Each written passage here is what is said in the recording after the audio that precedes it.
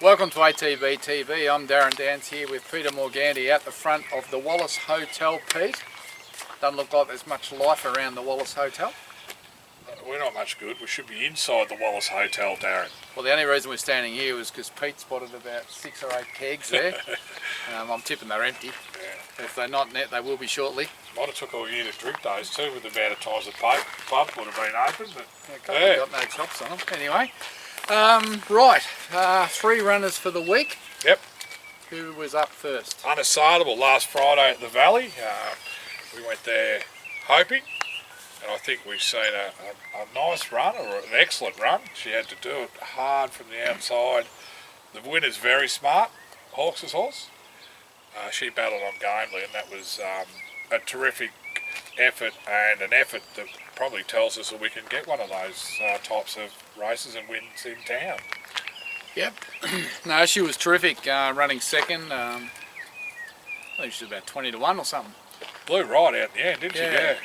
Obviously the winner's very smart. It's one of those progressive young horses that is coming through the ranks and was well placed there in a 64 at the Valley on a Friday night, so they've ticked that box off. We've run second at odds. Terrific run given the work she had to do, and as you say, she's going to win one of those, so we'll persevere with her, and we'll play around with her, and we'll just go to town when we think we can win. So for instance, there's the next suitable city race for her is in about a month's time, so in the interim she'll have a little run down at Warrnambool Jericho Cup Day, which, what did Pat tell me, that's the fill up your pockets day. And then we'll go back to town and see if we can get the city win. Unload the pockets. It'll be a big day, Jericho Day, with her and maybe Madam Mischief and an Irishman. Pat will have the team there. Could be half the stable. Yeah, I think a few artists are pretty keen to get down that way too. So yeah, well, Pat's already on about, they have some bonus there. The bloke that wins the most races with the least amount of horses in work gets 25 grand. He's all over that. Do we get 10% of that? Well, I don't know. We should get 90%. Yeah, I was going to say, because if he's got 10 in the barn, 9 are ours. Yeah. So that's anyway. Right. All right, so Unassailable, very she's good. She's in great form. Yeah, no, she's racing very consistent, and hopefully we can tick that city win off sooner than later. Talk about ticking a city win off, and it was probably one that hit your heartstrings a bit with Dan Dino. His first win in town, with a dandy man who's always shown plenty of promise, and gritty, strong, all the way win. Yep, big well done to Mitch Freedman and Talia Hope for that horse to win in town. 1400, class 1, as it turns out, very well placed. Obviously I thought 1400 was going to be too short for it, but when he said he was going to go and sit outside the leader and roll along, and in fact the horse led and they just couldn't get it. So it was a great training effort. He's a lovely looking horse, isn't he? Like, he's probably, you know, I don't know what we've got, probably got 10 Dandinos, and there's probably 4 that are sort of jet black and look like the old man. And yeah, he was out of a mare that we raced with back with Peter Moody called Mumbai. That's right. Some of the owners have stayed in and bred her up, and you know, it's a big thrill for those people. Yeah. So we had a few of them on the phone excited, which so they should be. So the mare, that's her first horse. It's a city winner, so it's a great start for her breeding career, and you know, it's great for Dandino to get that city win, and you know, it was just an exciting event to watch him kick onto the line. He was seriously challenged at the 200. He ends up winning by a length and a bit running away. So I know Mitch is sort of still not knowing where the best medium is for him trip-wise, but one good thing we know about him is you can actually get him really early in the prep, and he's very competitive over these trips. And you think he'd run at 1600 easy enough. Whether he can get out to 2000, I suppose time will tell. Yeah, I think he's thinking we'll go to a mile. Yeah. I think he's sort of thinking now that we tried to ride him quiet and get him to stay last prep, and that didn't work. So I reckon he might have thrown that idea away, and maybe we'll just take him to the mile and, you know, see how he performs. He seems to have Dad's brilliance, doesn't he? Like, as much as he was a star, he had that turn of foot and just that little bit of eliteness about him. So no, he's a sharp unit, a lovely horse to 5 go horses with and 2 wins and 1 in the city. You couldn't ask for much more than that. No. Thursday, yesterday, we had Let's Get Serious at Mornington. Now, we had to scratch from Kyneton because Saab never got there last week. Broke down. And that was a wet track anyway, so it might have been a bit of a blessing. I think he was wet after 5 hours trying to get the truck going. What a nightmare. Poor bugger on the side of the road with 5 hours. With a horse that's not real easy to look after. He said he had the guy over where he broke down, there was a little farm with a little paddock. And they were able to go and put the horse in next. He was going off his nut after an hour, as they do. Yeah. But so he was stuck there, and that was the day where it was raining and raining, and he was. Well, I was going to say his hair was wet, but maybe his hat was wet. Anyway, he was looking for because the race at Mornington was a little bit shorter than at Kyneton, so it was sort of almost a trial in between getting to a race next week. I think I'm not sure where it is, but it's over 2,000. I think next week, and it'll rain. I think it might have been Yarra Glen, maybe. Yeah. So, but he ran well, I thought. I thought hit the line. Yep. I must admit at the 600. When they sprinted. I was just glad one horse missed it by 10, so he was behind us, so we weren't going to run last. But no, we were caught flat-footed there, and I don't know how his time in the last 400 compared to the winners, but he actually passed a few in the straight, which is, you don't do that at Mornington. He didn't just float past him, he was actually strong. He was chasing, and that was really good. And Saab's been saying all the way through this horse, because he's had so many issues and he's been off the scene for so long, even though he's 4, you've got to treat him almost as a 2-year-old because he doesn't know what he's doing, and training stayers, it takes a few preps, and we're trying to do it all in one go. So pleased to see him sort of run 6th or 7th there. I know he's beaten a fair way, but I know he's going to win a race over 2,000. Whether it's next time, it may not be, but it could be the time after. But no, he's going the right way. He's not going to be a superstar, but there's a win in him. I think when you get those horses winning over 2,000, you don't give up on them too quickly because it drops away the quality there. Oh yeah, no, you can win a couple. And young Pat Maloney, I was happy to hear him actually talking about knowing a bit about the horse too. So he knows that he's on a horse and where he is, and you'd stick with him. Yeah. Yeah, well, after he rode Serious Suspect at Mornington that day, I didn't ever want to get his name again. He's bobbed up again. Trouble is, you keep going through him, you've got to come back to the You run out. You run out. Bit disappointing to talk about this horse, Danny Classic, who probably 3/4 of an hour I've had to digest it, but she was horrible.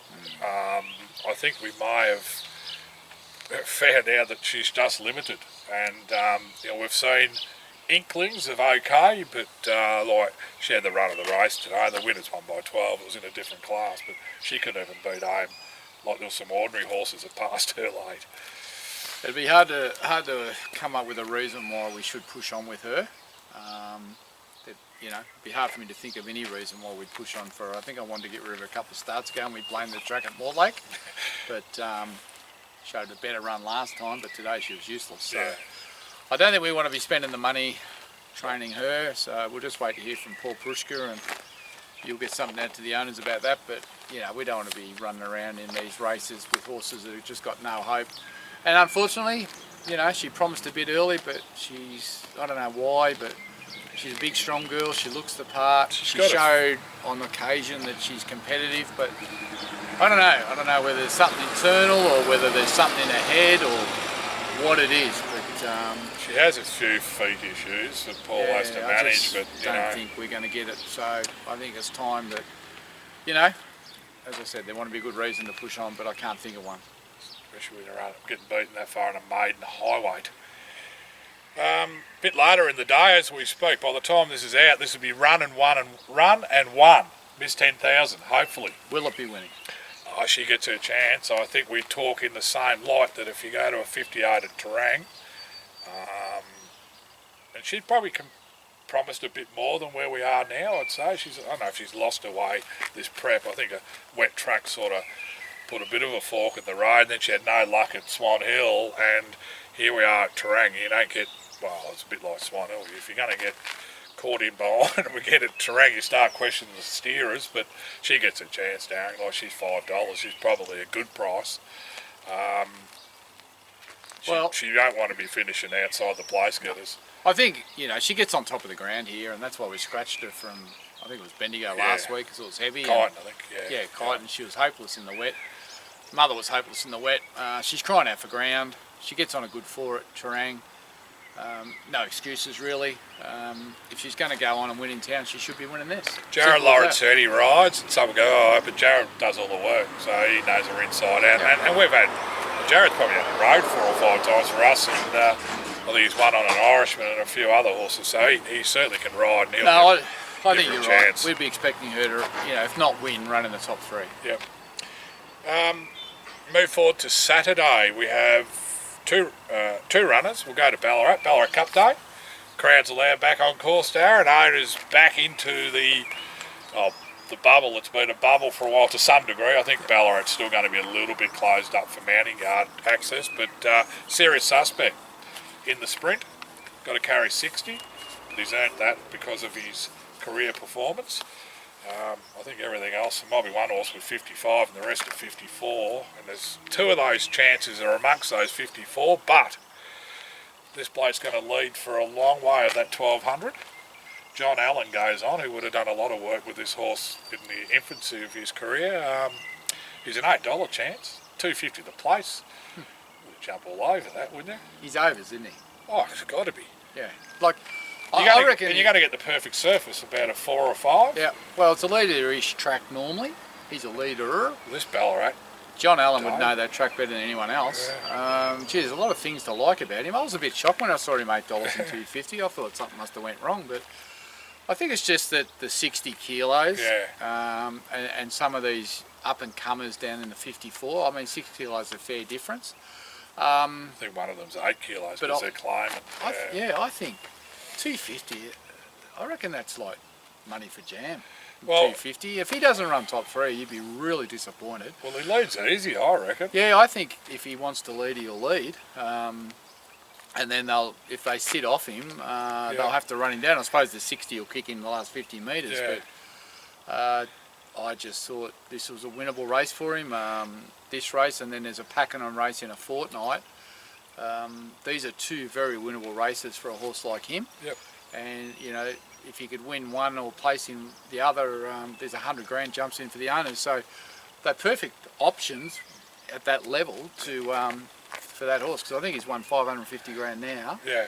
He could easily go to $650 by the end of his prep. So yeah, good luck to everyone. I just hope everything goes right. He jumps out and he travels nice and doesn't get taken on or doesn't get caught on the inside, because we've seen it. His best runs is when he's out bowling along in clear air, whether it be gets in front or right that outside. Way, he's one of those horses I reckon just gets intimidated in crowds. Yeah. So I think we'll know after 200 metres how he's going, and I think with Peter Ellis, John Allen have such a good working relationship for a number of years. I think they'll have the plan set, and I think if you're watching racing.com, you'll probably see those 2 out there walking the track together. Yep. And you'll see, trolling along behind him, trying to keep up, but he'll be huffing and puffing. You've got a bit of golfer's go-kart trying to keep up. He'll be huffing and puffing. But no, good luck to everyone. It's a big day at Ballarat tomorrow, and the weather's going to be better than forecast, so that's great news. Good 4, perfect. Because we've been in this pattern in Victoria where it's just been bucketing every weekend, and then good through the week. So this time, I think that rain's gone up through Sydney and Queensland. Thankfully. So I think he's a really good chance. I think he's a great each-way bet. Yeah. And it's the big wheel evolves. He had his first career start at Ballarat this trip and distance. The distance, and if ever there's a straight race with a corner, it's a 1200 metre start at Ballarat, because just one bend and away you go. No, he'll be in the race for a hell of a long time. There'll be something to cheer about. For sure. Tachira, Street Baby, knocking on the door. Rat, and at the end of this show, we'll be able to show a little bit of vision of her and a trainer at the stall. I had a good morning up there yesterday morning. So you went to Andrew Bobbins. Grampians Racing. Grampians Racing, Femonal. Yeah, kangaroos, cockatoos, you name it, black crows, bloody everything, and horses. Impressive setup. It is. Impressive fella. Yes, no, he's, what's the word, well-rounded, worldly, been there, worked with Waterhouse, done media with Francesca Kamani, worked with Matt Kamani, and here he is now. Played rugby, didn't he? Played rugby with St George Illawarra, one game. It's one game more than most of us. He's a big, strong fella. I wouldn't like to have a bad debt there.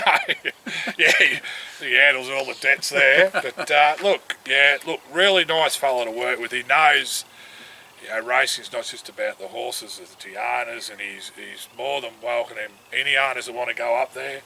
I told him he needs to be building some sort of units there, so owners can go up and spend the weekend there. Like, there's no better place to That's all you have a coffee and sit there and watch your horse run around. Yeah, well, maybe you could have a little kiosk there. He's actually, you were up there not long ago, they've extended their grass track that actually runs right around the perimeter of the property now, and all the sand tracks are on the inside through the scrub. So very impressive what's been done, and from what we've seen from Street Baby, impressive work with her as well. She's had 2 starts with him for 2 seconds. Unlucky not to win at Geelong the other day. Gets over her preferred distance now of roughly 2,000. 1900, 1980. So, she's going to go there, probably start favourite, I would think, and should be hard to beat. Young Bo Merton stays on, who probably was a little bit half dirty on himself that he got caught up where he did, so he'll be looking to redeem himself. Now, in the interview with Andrew Bobbin, which you're going to play at the end of this, does he actually give you any mail?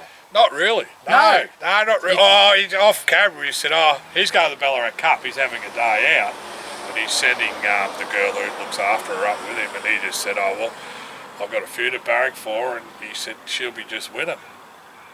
She should be just winning. Sorry, I forgot the should. Was that off camera? Off camera. What's the point of doing an interview and keeping it off camera? Oh, we ran out of sort of time. And you got to ask these hard, straightforward questions. The one thing he did say was this filly is the quietest filly at his property. I don't know whether Daniel Bowman or would believe him, or some of the traders that have seen her antics getting out on the track. Hey, obviously she just loves it there. Well, she's a country girl. Jumps logs and everything now. She's a country girl.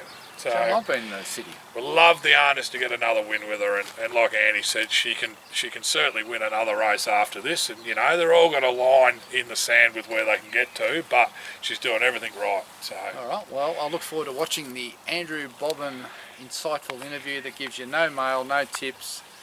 I had to ask one or two questions, and he just did the talk, and it was good. Yeah? You could tell the media side of him coming out. So didn't know when to shut up? No, he was good. He was rounded, but he gave you everything, so you didn't have to ask any follow-up questions. You got to ask him. You got to put him on the spot, mate. Otherwise, they appeal and they get off. I think we had 5 minutes of tape time left. So, 8 minutes of tape time left. So we rolled and we used it all up. Look at that. So he's one of the new young gun trainers on the way through, I think. Absolutely. Another horse that's treading water a little bit, Swan Hill, Sunday, raised the colours. She's drawn a shocking game. Oh, not a shocking game. She's 11 in the field and she's drawn the widest, but the run, the 1,600 metre run goes for about 800 before they turn a corner, so I think Paul's going to roll the dice and go with her, settle her back. You can run on from anywhere at Swan Hill generally. We just need to get her to the races and doing that. Yep. She was better last start. Yeah. Certainly better last start with all the gear off. Declan Bates rides. He's a good rider. Yeah.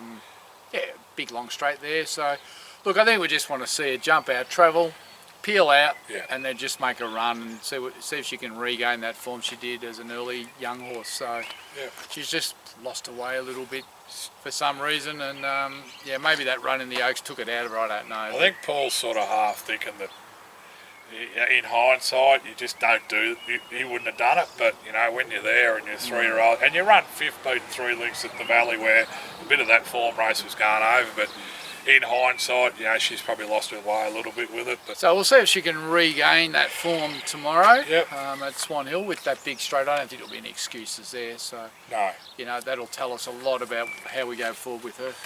Yep, and then.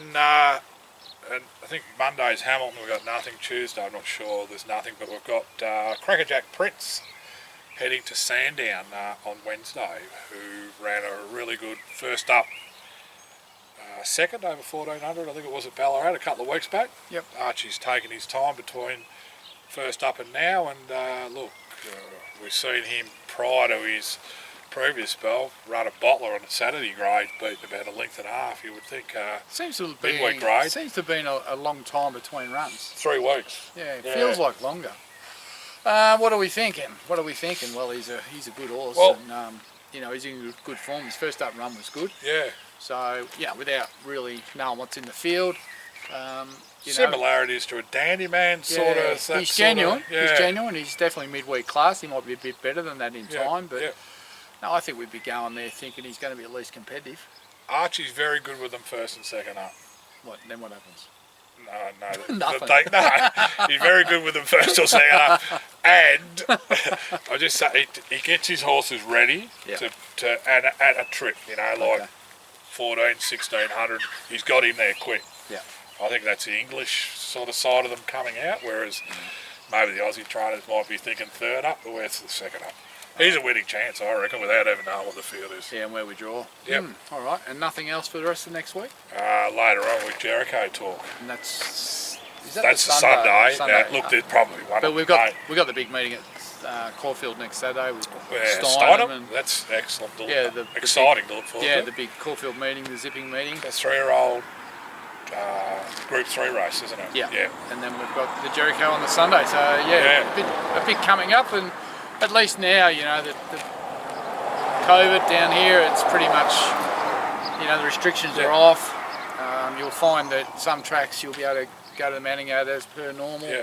You'll find some of the tracks with the smaller manning yards you probably won't be able to for now. Just wondering, Darren, if maybe next week is Jericho. You might be able to organise something. If someone wanted to get there a bit earlier, I don't mind getting a bit earlier and go and checking out Pat's and maybe Lindsay Smith's barns if they're hanging around. Don't know. Do you reckon they'd have a kettle and a toaster and jaffle maker and kettle? Yeah. Something.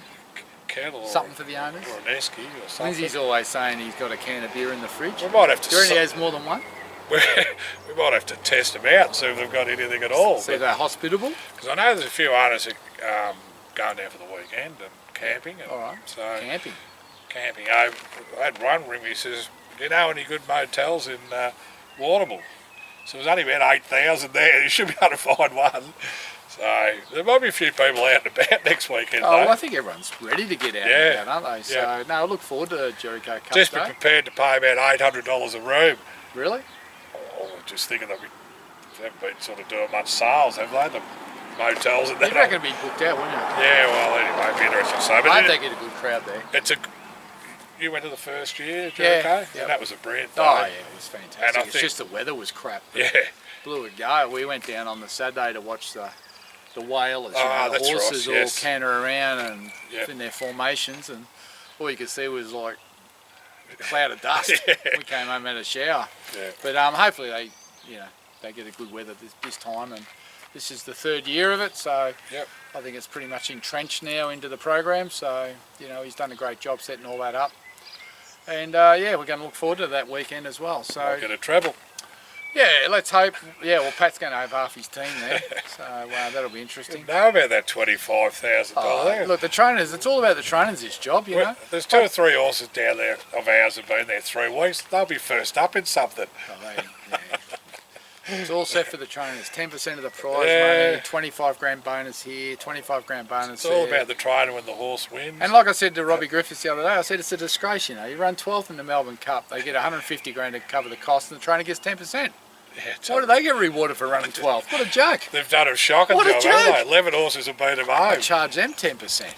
Yeah, anyway, that's about it for us this week. Enjoy the interview Pete did this week on Andrew Bobbin, and I think you'll come away pretty impressed that he's someone that we need to watch and follow and have horses with going forward. Till next week, I'm Darren Dance.